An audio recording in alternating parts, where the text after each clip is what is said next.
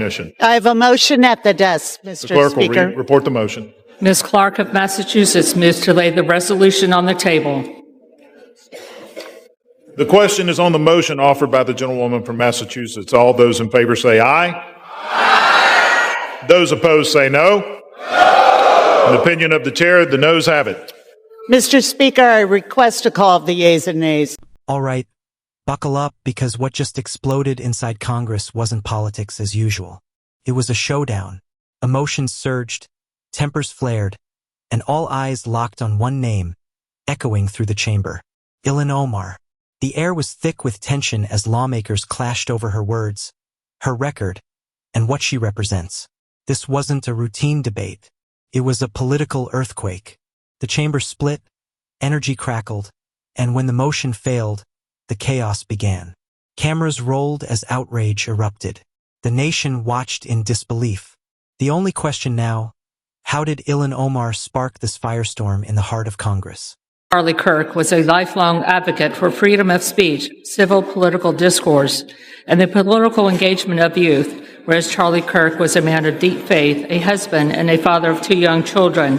Whereas on September 10, 2025, Charlie Kirk was assassinated on the campus of Utah Valley University while exercising his First Amendment right to freedom of speech. Whereas on September 11, 2025, one day after the assassination of Charlie Kirk, Representative Ilhan Omar gave an interview on a Zateo town hall with Mahdi Hassan in which The chamber comes to order. A single resolution sends shock waves through Congress. House Resolution 713 is not a gesture or a headline move. It's a direct call for accountability. The resolution centers on a national tragedy, the assassination of Charlie Kirk, a voice that shaped an entire generation of conservatives. But the real storm bruised inside the reaction it provoked. Representative Ilhan Omar's comments after Kirk's death ignited outrage across party lines, transforming grief into fury. Now the debate has shifted. This is no longer just about one lawmaker's words. It's about the limits of free speech and the moment it begins to divide a nation. Charlie Kirk implied he was to blame for his own murder. Whereas on September 12, 2025, 2 days after the assassination of Charlie Kirk, Representative Ilhan Omar reposted a video on X, formerly known as Twitter, which disparaged the character of Charlie Kirk and those mourning his death. Whereas the video Representative Ilhan Omar reposted on X states, Charlie Kirk is dead, and before the body got cold, the far right propped his corpse up as a cardinal for their holy war. Ilhan Omar's name echoes through the chamber. Page after page of the resolution. Lawmakers quote her words, her posts, her interviews, each one striking a nerve. She didn't just respond to Charlie Kirk's death. She stood by her remarks, even sharing a video branding him a reprehensible human being. To her opponents, it was heartless and inflammatory. To her supporters, it was protected speech. The line between conviction and cruelty has never looked thinner. As the gavel falls, every gaze fixes on the Congresswoman who refuses to yield. Whereas the video Representative Ilhan Omar reposted on X further states, "Don't be fooled. These people don't give a single shit about Charlie Kirk. They are just using his death to further their Christo-fascist agenda." Whereas the video Representative Ilhan Omar reposted on X further states, "Charlie Kirk was a reprehensible human being. He enacted his political agenda by preying on weak-minded people. He took complex socio-economic issues and simplified them by pointing..." The days following Charlie Kirk's assassination, Ilhan Omar posts a video that will haunt her political legacy. Its tone is cutting, its message cold, portraying Kirk as the author of his own fate. A man destroyed by the forces he once unleashed. Within minutes, the nation erupts. Newsrooms scramble. Social media explodes and outrage spreads like wildfire. Critics call for her resignation, condemning her remarks as cruel and unforgivable. Supporters counter just as fiercely, defending her right to speak freely and warning against censorship. What began as a reaction becomes a national reckoning. A clash between empathy and expression, accountability and anger. In a country already divided, Omar's words become the spark testing how far speech can go before it consumes the very ideals it claims to protect. at out-groups, demonizing those groups and seeking his massive following on them. Whereas the video Representative Ilhan Omar reposted on X further states Charlie Kirk was a sarcastic terrorist, an adamant transphobe. He denied the genocide happening in Palestine. He believed in the subjugation of women. And in his last dying words, he was spewing racist dog whistles. Whereas the video Representative Ilhan Omar reposted on X further states Charlie Kirk. Inside the House chamber, tension finally snaps into open fury. One by one, lawmakers stand to read Ilhan Omar's reposts aloud, each quote echoing like a verdict before the trial even begins. Her sarcasm and defiance are dissected line by line, offered as evidence of moral decline. The debate floor feels less like Congress and more like a courtroom. As members argue over punishment, the atmosphere thickens, heavy with outrage and accusation. To some, Omar represents fearless honesty, unwilling to bend for politics. To others, she's the face of a nation losing its moral compass. Every word she speaks now carries immense weight.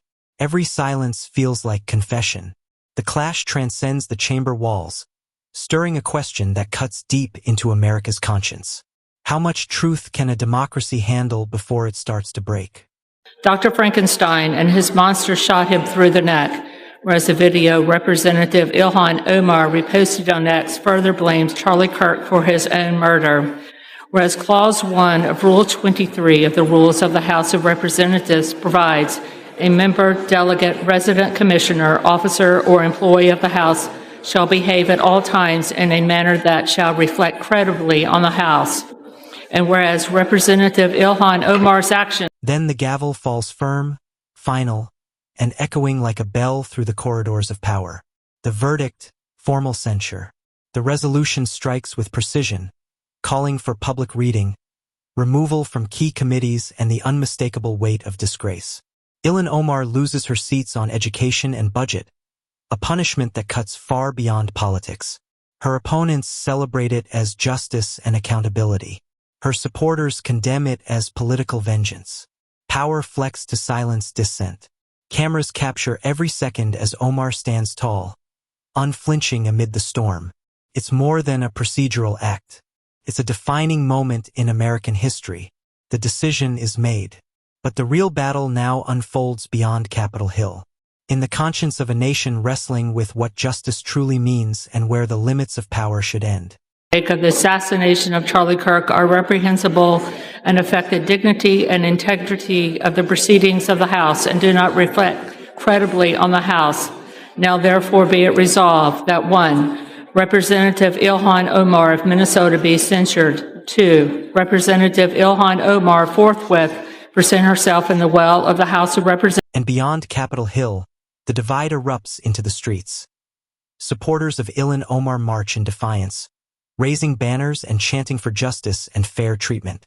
They say she's been denied. Across the barricades, counter-protesters shout back, demanding her expulsion and accusing her of betraying the nation's moral core.